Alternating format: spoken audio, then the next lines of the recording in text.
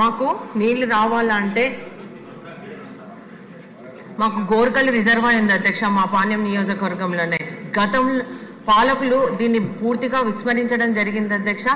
గతంలో ప్రభుత్వంలో డోన్ నియోజకవర్గానికి ఆర్థిక మంత్రిగా ఉన్న బుగ్గన రాజేంద్రనాథ్ రెడ్డి మా గోర్కల్ రిజర్వాయర్ నుంచి అన్ని మున్సిపాలిటీస్కి అన్ని రూరల్ మండలాల కల్లా నీళ్లు తీసుకెళ్లడం జరిగింది అధ్యక్ష. పక్కన మాకు నీళ్లు పోతున్నా కానీ మాకు నీళ్లు ఇవ్వలేని పరిస్థితి ఉంది అధ్యక్ష. మా నీళ్ళు ఏమో పక్క నియోజకవర్గాలకు తీసుకెళ్తున్నారు అధ్యక్ష, మా నీళ్లు మాత్రం మాకు ఇవ్వడం లేదు అధ్యక్ష. కాబట్టి చాలా ఇబ్బందులకు గురవుతున్నాం అధ్యక్ష. కొత్త కొత్త కాలనీలు ఏర్పడతా ఉన్నాయి, అంతేకాకుండా జనాభా పెరిగిపోతా ఉంది. పగలంతా నీళ్లు తెచ్చుకోవడానికి చాలా ఇబ్బంది పడుతున్నారు అధ్యక్ష.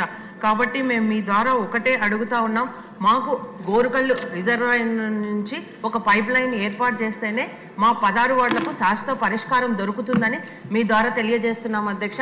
అంతేకాకుండా అధ్యక్ష, మాకు ఈ కొత్త కొత్త కాలనీలు అంతా ఏర్పడుతున్నాయి కాబట్టి రోడ్స్ లేవు, డ్రైన్స్ లేవు, అలాగే కొత్త కరెంటు పోల్స్ కావాలి అధ్యక్ష.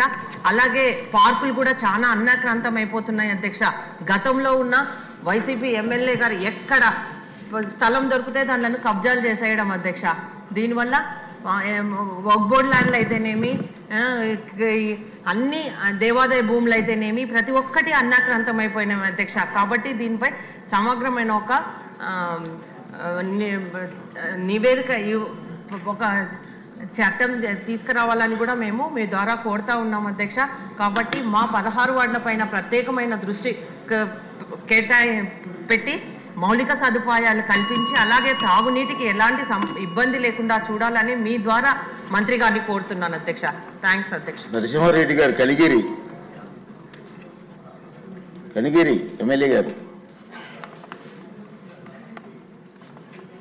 వెంకట్రావు గారు, యార్లగడ్డ, గన్నవరం. ధన్యవాదాలు అధ్యక్ష. సహకార రంగం కోసం బడ్జెట్లో 300 కోట్లు కేటాయించినందుకు ధన్యవాదాలు తెలియజేస్తూ, దేశ ఆర్థిక వ్యవస్థలో ఒక బలమైన శక్తిగా ఉన్నటువంటి సహకార శాఖ గతంలో సపరేట్గా ఉండేది అధ్యక్ష. ఇప్పుడు మెర్జ్ చేసిన పరిస్థితి, ఇప్పుడు మెర్జ్ చేసిన తర్వాత నిర్వీర్యమైందని నేను భావిస్తున్నాను అధ్యక్ష. కోఆపరేటివ్ శాఖను మళ్ళీ సపరేట్ చేసే అవకాశం ఉంటే చేయాల్సిందిగా మిమ్మల్ని కోరుతూ, కేంద్రంలో కూడా గతంలో సపరేట్ శాఖ లేదు. 4 సంవత్సరాల క్రితం అమిత్ షా గారు కోఆపరేటివ్ శాఖను మొట్టమొదటిసారిగా పెట్టి ఆయన కింద ఇప్పుడు సహకార రంగం ఉంది అధ్యక్ష. అలాగే కోఆపరేటివ్ శాఖలో చాలా అవినీతి జరిగే పరిస్థితి ఉంది అధ్యక్ష. ప్రతి 2 సంవత్సరాలకు ఒకసారి